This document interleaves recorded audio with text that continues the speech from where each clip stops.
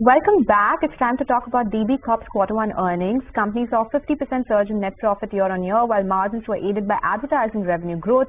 Management is maintaining growth trajectory across print, radio and digital platforms.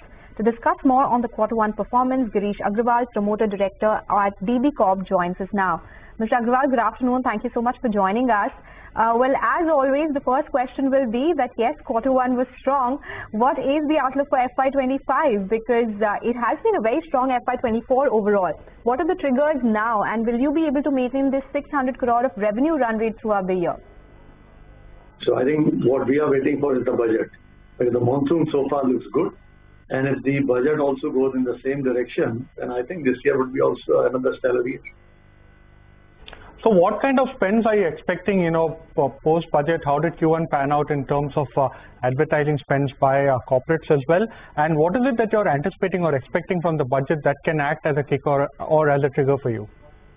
See, my advertising business is all dependent on the market. In the sense, if consumer companies, automobile companies, education companies, they all do well, I will certainly do much better.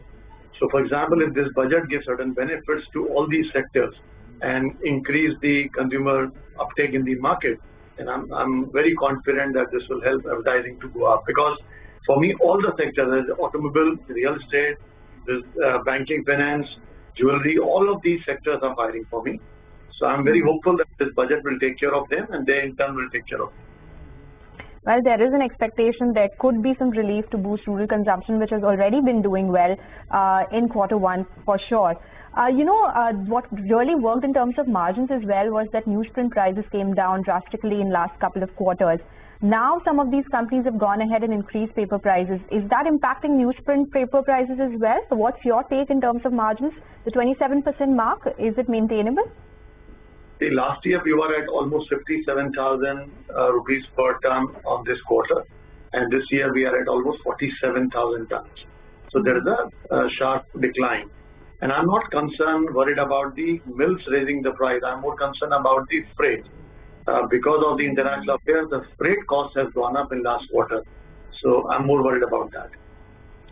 Girish, last time you spoke to us, you told us that government spending as part of your ad spends was close to 13 to 15% of the total ad spend. We understand that Q4 and Q1 you may have peaked out in terms of the government spending there, given the fact that the elections are now behind us. How do you expect that particular portion of ad spends to moderate, and what kind of ad spends will you be guiding to for the rest of the year? See, I think government spending, which went up for last 2-3 quarters because of election, will certainly come down.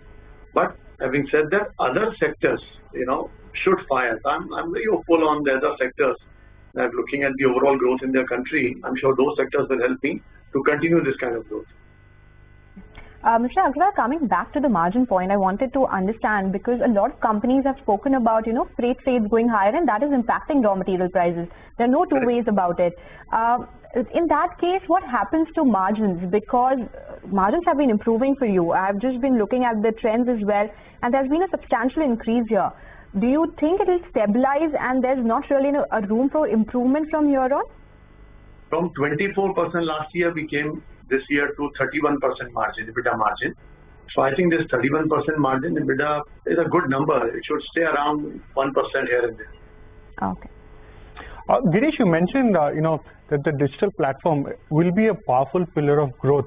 Now, going forward, what kind of growth do you see there? Would you be able to quantify it in terms of revenue profitability? You are also experimenting with paywalls earlier. What is the update over there? So in terms of my monthly active users, the number has now gone up to almost 18 million plus. So that's one positive for us. And as I told you last time, we're experimenting in various segments, and the initial results are decent, good enough, I would say. So we are very hopeful that going forward, this should be another business model for us. So is it breaking even if we just talk about the digital business? Is it profitable? And will you look at, demerging that as a separate business and just grow that separately? Is there any plan around that? No plan for demerging. In fact, you remember 10 years back, we took the radio back into the company. So no plan. DB Corp has all possible media in it. So we want to continue as DB Corp as the main company. And how's the ad revenue trending as far as the radio business is concerned? Is that on an upward trajectory? Radio grew by almost 6% in this quarter, and they maintained the profit margin of 34%. Unless Government of India opens up the news and current affairs in radio, radio, frankly speaking, is not a worthwhile business in this country. So, are we seeing any updates happening in the radio business for you yourself? What's the plan here then? I'm sure somebody from the Information Ministry is watching your channel right now, listening to this, and they would act on it.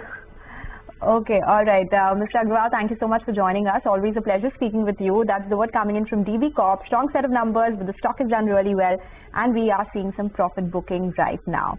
We'll do one thing. We will take your leave on this edition of Midcap Radar today, but stay tuned. MF Corner when we return.